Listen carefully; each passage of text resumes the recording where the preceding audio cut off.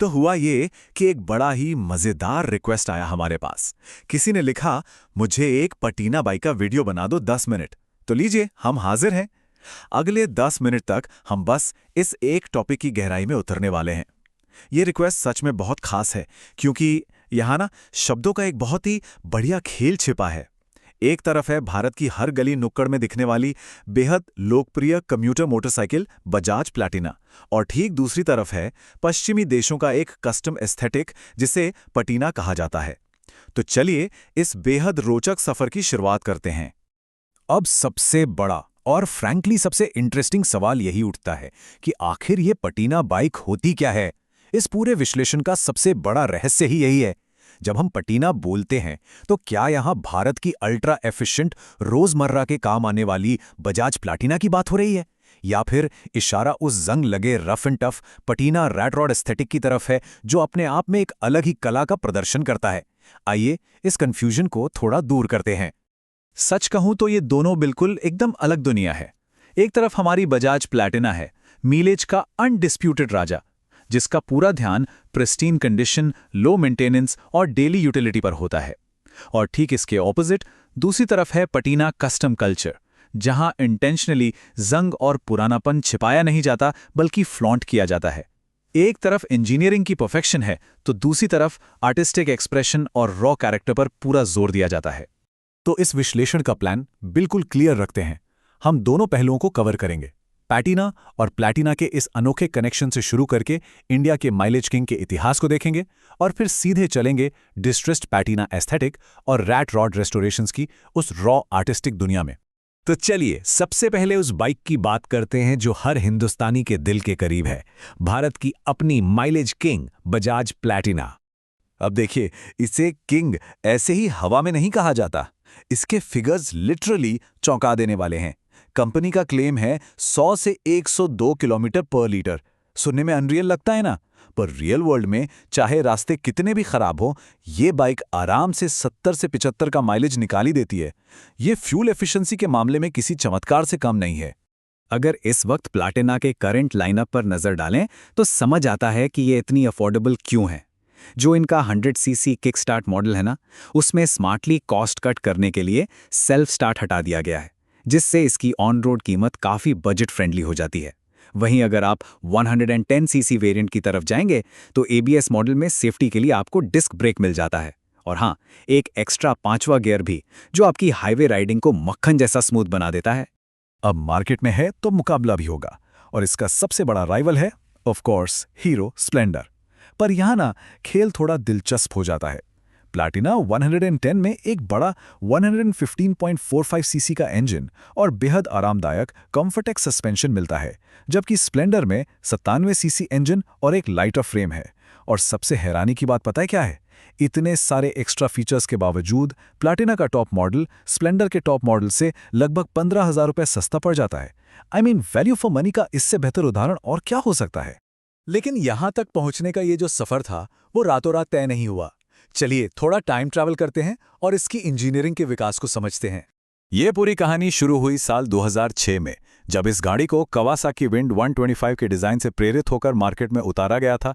उसके बाद 2015 एक बहुत बड़ा टर्निंग पॉइंट साबित हुआ जब कंफर्टेक वेरिएंट्स लॉन्च हुए, और कट टू 2024 आज ये E20 और OBD2 कंप्लायंस के साथ एक पूरी तरह से मॉडर्न कम्यूटर बन चुकी है, जिसमें अब मॉडर्न इलेक्ट्रॉनिक कार्बोरेटर्स का इस्तेमाल होता है।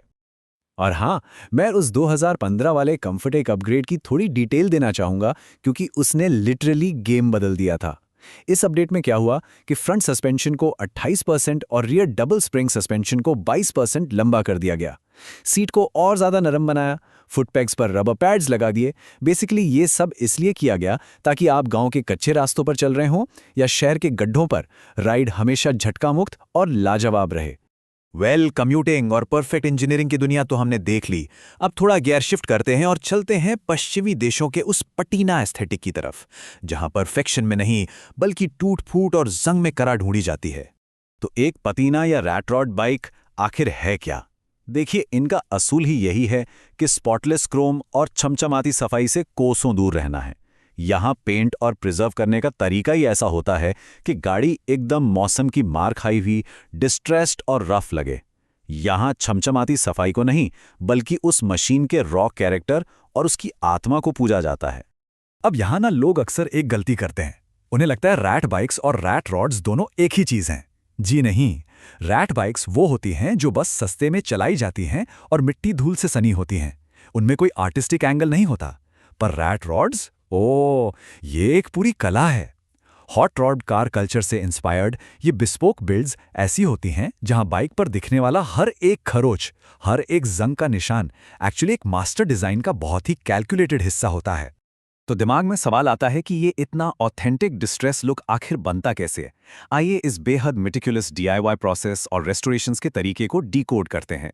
क्योंकि बिलीव में एक फेक जंग या पटीना इफेक्ट क्रिएट करना कोई बच्चों का खेल नहीं है। इसमें बहुत मेहनत लगती है। पहले फाइन ग्रिट सैंडपेपर लेकर असली पेंट को स्कफ करना पड़ता है, खुरचना पड़ता है। उसके बाद आती हैं बर्न सियाना, रॉ अंबर और ऑरेंज एक्रिलिक पेंट्स की मल्टीपल लेयर्स। एकदम असली जंग जैसी फीलिंग देने के लिए वाटर्ड डाउन पेंट से ड्रिफ्ट्स बनाए जाते हैं।